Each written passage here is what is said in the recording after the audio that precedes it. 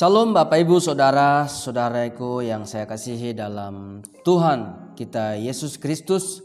Dan selamat berjumpa lagi bersama saya di channel Kabar Gembira. Dan bagaimana kabar Bapak Ibu Saudara-saudariku yang saya kasihi dalam Tuhan kita Yesus Kristus. Saya berdoa agar Bapak Ibu Saudara sehat selalu dan diberkati Tuhan dengan berlimpah-limpah. Dan saya mengucapkan banyak terima kasih kepada Bapak Ibu Saudara yang sudah mendukung perkembangan channel ini dengan like, komen, subscribe, serta share kepada teman-teman Bapak Ibu Saudara. Dan tolong untuk terus di-share kepada teman-teman lagi agar channel ini berkembang untuk kemuliaan Tuhan Yesus. Bapak Ibu Saudaraku yang saya kasihi dalam Tuhan.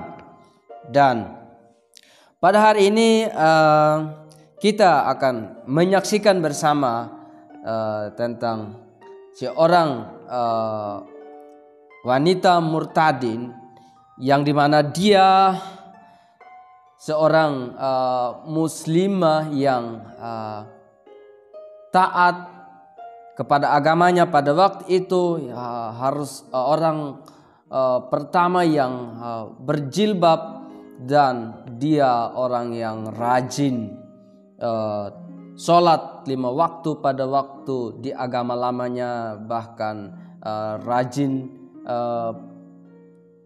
pengajian Bapak Ibu Saudaraku yang diberkati Tuhan. Dan dia adalah salah satu orang yang sangat fanatik, yang dia berpikir bahwa orang Kristen itu orang bodoh, orang Kristen itu orang sesat.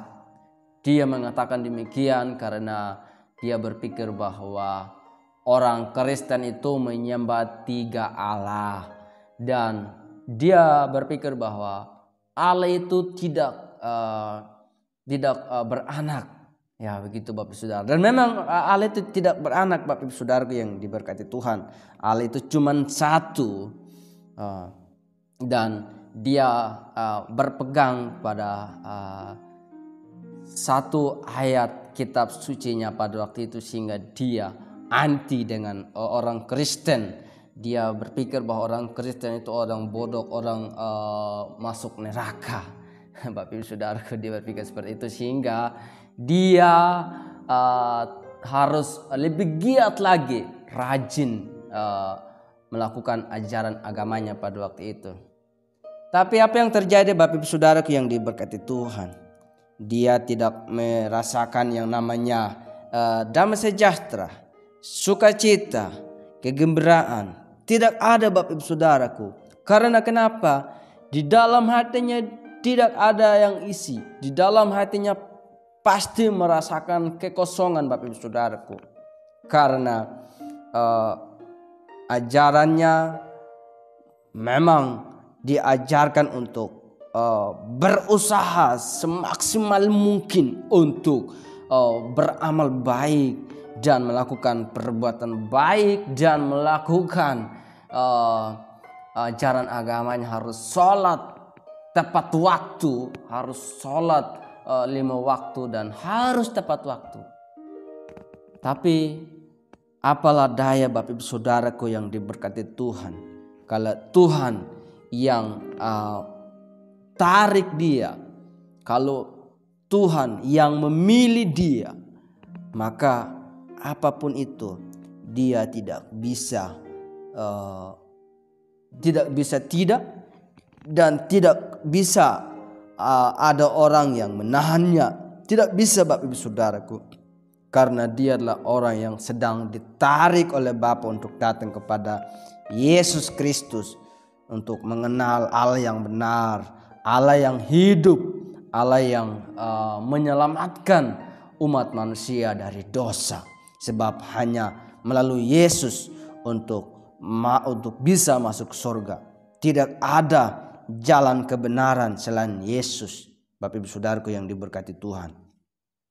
Dan sebelum kita menyaksikan tayangan berikut ini tentang kesaksian seorang murtadin ini, mari kita membaca dan merenungkan firman Tuhan dari Roma pasal 3 ayat 21 sampai dengan 26, Bapak Ibu Saudaraku yang diberkati Tuhan.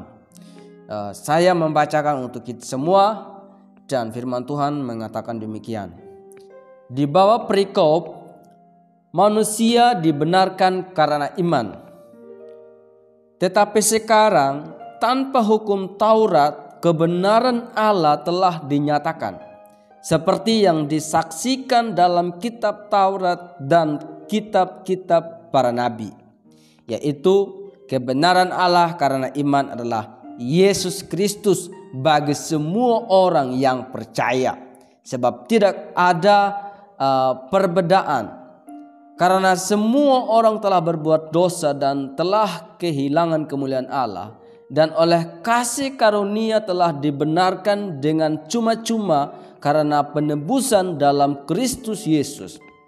Kristus Yesus telah ditentukan Allah menjadi jalan pendamaian karena iman dalam darahnya. Hal ini dibuatnya untuk menunjukkan keadilannya, karena ia telah membiarkan dosa-dosa yang telah terjadi dahulu pada masa kesabarannya. Maksudnya ialah untuk menunjukkan keadilannya pada masa ini, supaya nyata bahwa ia benar dan juga membenarkan orang percaya kepada Yesus. Demikian jauhlah firman Tuhan, Bapak Ibu Saudaraku yang saya kasihi dalam Tuhan kita Yesus Kristus. Di sini saya dan Bapak Ibu Saudara dibenarkan karena iman. Kita orang yang salah, kita orang yang tidak pantas dalam kerajaan surga, kita dibenarkan karena kita beriman kepada Yesus Kristus, Allah yang hidup, Allah yang benar. Di sini Bapak Ibu Saudaraku yang diberkati Tuhan, bahwa ayat yang ke-23, bahwa karena semua orang telah berbuat dosa dan telah kehilangan kemuliaan Allah.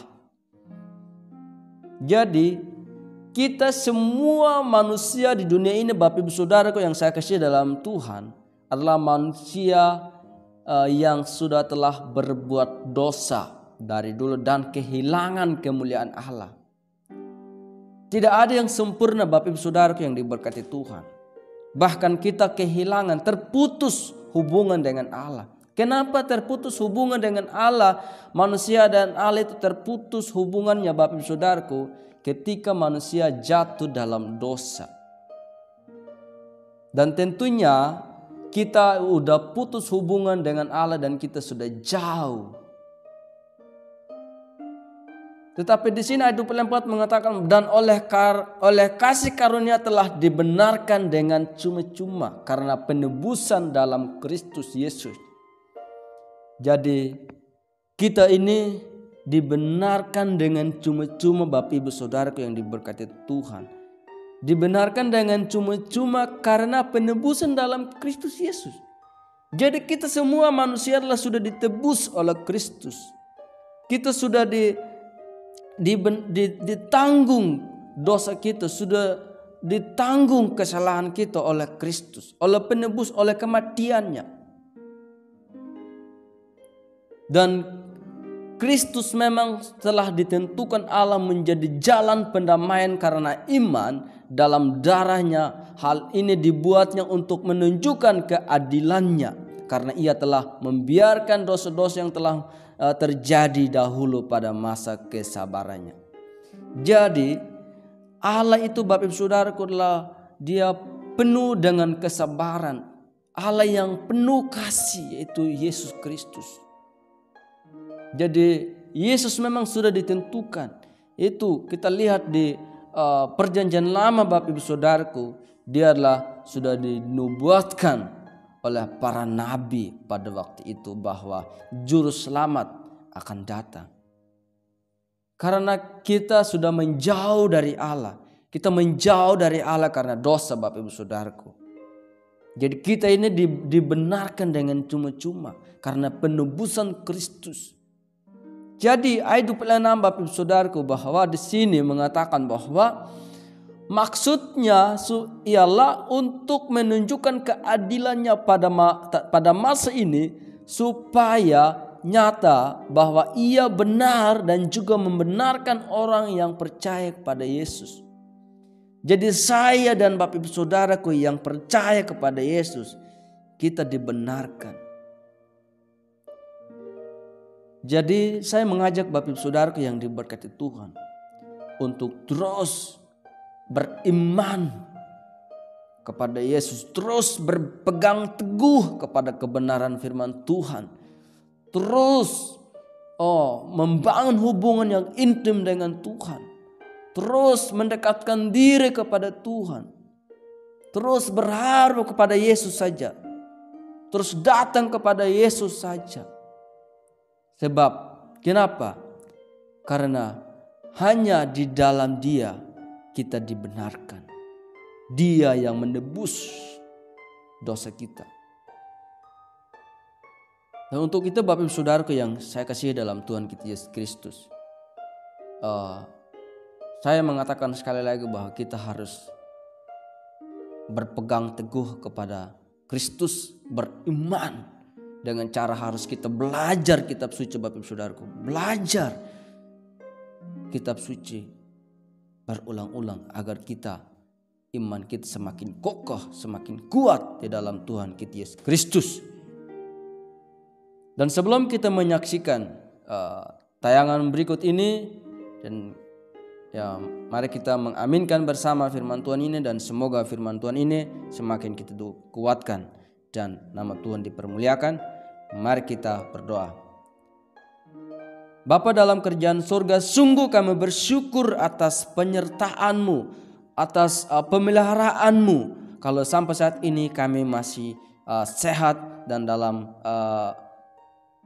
perlindungan Tuhan, dan biarlah firman-Mu ini menjadi kekuatan, menjadi pedoman dalam kehidupan kami Tuhan, dan biarlah Bapak Ibu Saudara dapat diberkati dan iman semakin hari semakin kuat dan kokoh dalam Tuhan, dan Roh Kudus-Mu mohon untuk menuntun kami, menyertai kami, menghibur kami ketika kami mengalami kesedihan, dan Roh Kudus-Mu kami mohon ya Tuhan untuk terus membimbing kami ke jalan yang benar, dan agar kami semakin hari semakin mendekatkan diri kepada Engkau dan kerohanian kami semakin meningkat. Terima kasih ya Tuhan, dan kami siap mendengarkan sebuah kesaksian ini. Hanya dalam nama Bapa, Anak, dan Roh Kudus kami dapat berdoa dan bersyukur. Haleluya. Amin. Shalom, jumpa lagi dengan saya di channel yang berbeda. Channel saya tentang kesaksian. Betapa besarnya kuasa Tuhan di dalam kehidupan kita manusia. Oke, hari ini saya mau share tentang kenapa sih aku menjadi seorang yang murtad. Nah, sesuai dengan latar belakang foto saya ini foto kurang lebih sekitar 11 atau 12 tahun yang lalu. Karena saya murtad sudah 10 tahun.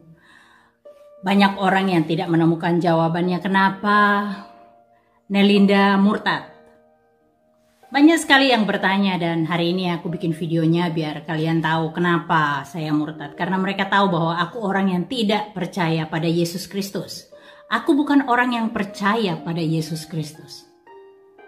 Aku seorang muslim yang taat, sholat 5 waktu, tepat waktu, berpuasa di bulan Ramadan. Saya orang yang rajin puasa Senin Kamis, dan saya rajin berwirid. Sehingga banyak orang yang tidak percaya, kok bisa Nelinda kok murtad? Ya, mau murtad atau apapun, saya mau bilang bahwa hidup kita manusia ada di tangan Tuhan. Tuhan yang mengatur hidup kita, bukan manusia. Jadi tidak usah Anda murtad-murtadin saya, kafirin saya soal mati saya hidup, mati saya masuk neraka atau masuk surga. itu adalah kuasa Tuhan. Dan saya percaya saya diselamatkan karena saya percaya pada Yesus Kristus. Nah, ceritanya begini. Saya punya seorang teman dari Bali, namanya Bu Ayu.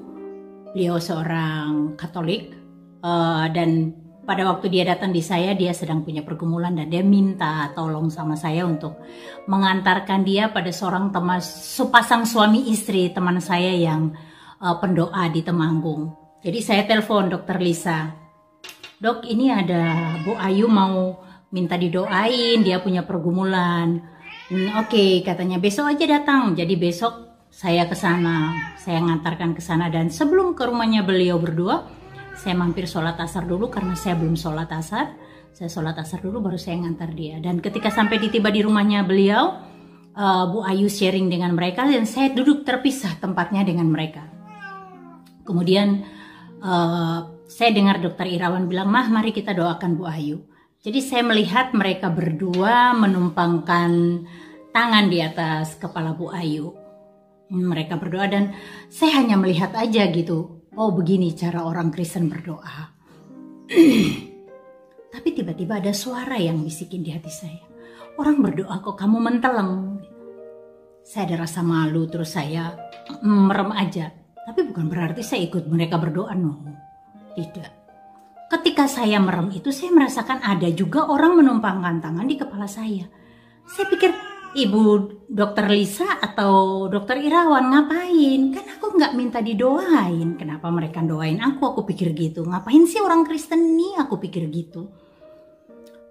Terus aku coba micingkan mata saya untuk melihat kakinya. Kan bisa terlihat kakinya Dokter Lisa atau Dokter Irawan. Saya micingkan mata saya dan saya melihat jubah putih yang bersilau. Masih berpikir saya begini, jin siapa sih yang siang bolong begini kok masih ada jin kayak begini gitu. Siapa sih? Penasaran saya dan saya mengangkat wajah saya untuk melihat dan benar-benar saya buka mata saya. Saya mau lihat wajahnya dengan jelas. Jadi saya tidak micingkan mata lagi, saya langsung melihat gitu. Dan saat saya melihat dia, di saat itulah saya lemas, badannya seperti tidak bertulang dan saya terjatuh dari sofa. Saya tersungkur jatuh. Yang saya lihat adalah Yesus Kristus. Wajahnya seperti yang saya kenal waktu saya kecil dulu. Wajah itu tidak asing buat saya. Dan orang inilah yang datangin saya 4 tahun sebelum hari itu. 4 tahun berturut-turut. Dia selalu datang di tidur saya. Tapi saya selalu reject. Karena saya pikir itu kan hanya mimpi, itu kan bunga tidur. Dan saya tidak mempercayai itu. Jadi saya reject dari pikiran saya. Dan saya tidak menganggap sesuatu hal akan terjadi. Dan hari itu, hari ketika Bu Ayu didoakan, di saat itu, saya didatangi Yesus. Saya lihat dengan mata kepala saya sendiri, saya melihat Yesus. Dan saya tidak berdaya, saya tidak bisa mengendalikan tubuh saya. Saya terjatuh karena saya rasanya seperti tidak bertulang, hanya seonggok daging. Saya benar-benar tidak bertulang. Di situ saya menyadari bahwa saya hanya sebagai manusia biasa yang tidak punya kuasa apapun. Saat itu saya menangis. Dan saya bilang, oke, saya kembali menjadi anakmu. Dan saat itu saya bilang, jadikan aku alatmu. Saya tidak tahu kenapa saya mesti ngomong begitu. Sekarang baru saya tahu, ternyata itu Roh Kudus yang mengajarkan aku. Dan tadi yang menegur saya melihat mereka doa, itu juga Roh Kudus. Wow, sekarang saya semakin mencintai dia. Pergumulan saya sebelum saya dijamah luar biasa. Saat saya memutuskan kita dalam proses beberapa bulan itu, saat itulah saya dijamah Tuhan. Anak kami 3 orang dan semuanya muslim dan muslim yang taat. Sebelum orang rame-rame berjilbab berhijab seperti sekarang, saya dan anak-anak saya sudah berhijab. Buktinya itu foto saya. foto saya cantik-cantik semua berhijab. Dan setelah saya menyatakan iman saya bahwa saya sudah jadi pengikut Yesus, benar-benar terjadi satu perpecahan dalam rumah tangga saya. Anak-anak saya yang lain, tidak nomor 1 dan nomor 2, tidak bisa menerima kenyataan ini. Dan benar-benar anak saya yang pertama nangis berhari-hari. Bahkan mungkin sampai saat ini pun dia masih menangisi saya. Karena dia katakan, "Ibu, kalau ibu murtad seperti begini, saya nanti kelak kalau ibu meninggal, saya tidak bisa mendoakan ibu. Saya tidak bisa yasinkan ibu. Karena kita sudah berbeda keyakinan." Saya bilang, "Nggak usah kamu khawatir, nak. Nggak usah kamu tangisi ibu. Ada orang-orang lain, saudara-saudara seiman ibu nanti yang mengurusi ibu. Jangan khawatir." Tapi toh dia tetap menangis dalam setiap doanya. Setiap sujudnya dia bilang, dia menangis. Bukan hal yang mudah buat saya. Bukan hal yang mudah. Dan setiap malam saya berdoa, "Tuhan, selamatkan anak cucu saya. Selamatkan mereka, Tuhan. Jangan kau biarkan mereka berjalan ke dalam sampai terjatuh di dalam jurang kekelaman, Tuhan. Tuhan, selamatkan mereka. Aku percaya kalau Engkau menyelamatkan aku, Engkau juga akan menyelamatkan anak cucuku, karena Engkau sudah meteraikan mereka dengan kuasa darah. Tuhan, jangan biarkan mereka tersesat, Tuhan." Satu pergumulan yang berat buat aku, karena aku bisa mendoakan orang lain, tapi anakku sendiri, darah dagingku sendiri, bagaimana?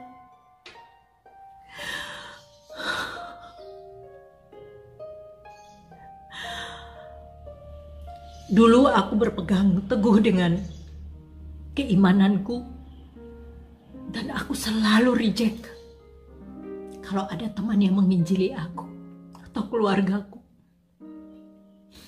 Aku berpegang pada satu ayat, dan aku percaya itu. Aku yakin bahwa agama yang aku anut adalah agama yang benar. Agama Kristen, betapa bodohnya orang-orang Kristen. Percaya sama Yesus yang manusia biasa. Dan setahu saya apa yang diajarkan Ustaz saya, bahwa Alkitab itu sudah dirubah. Walaupun saya tidak tahu yang aslinya di mana.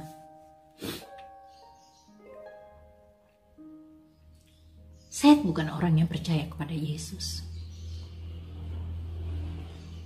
karena saya berpegang pada satu ayat pendek dalam Al-Quran. Bismillahirrahmanirrahim. Qul huwallahu ahad, Allahu samad, lam yalid wa lam yulad wa lam yakul lahu kufuwan ahad. Allah itu esa, Allah itu satu dan tidak diperanakan. Bagaimana mungkin Yesus dikatakan Tuhan? Bagaimana Yesus dipercayain sebagai Tuhan sama orang Kristen? Betapa bodohnya orang Kristen. Buktinya dia mati dan disalibkan. Kenapa dia tidak tunjukkan kuasanya kalau dia memang Tuhan? Atau dilepaskan dirinya dari kayu salib itu kalau memang dia Tuhan? Saya tidak percaya, saya bukan orang yang percaya pada Yesus. Maaf, saya bukan orang yang percaya. Tapi hari itu, saya benar-benar takluk di bawah kaki Yesus.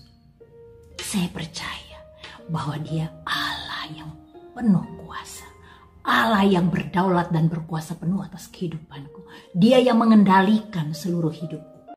Amin, haleluya. Bapak Ibu Saudaraku, diberkati Tuhan. Dan luar biasa kesaksian Murtadin ini, dan semoga melalui kesaksian ini saya dan Bapak Ibu Saudara dapat diberkati, dan iman saya dan Bapak Ibu Saudara semakin kuat dan kokoh di dalam Tuhan kita Yesus Kristus, dan nama Tuhan dipermuliakan. Dan sampai ketemu di video berikutnya. Tuhan Yesus memberkati kita semua. Salam.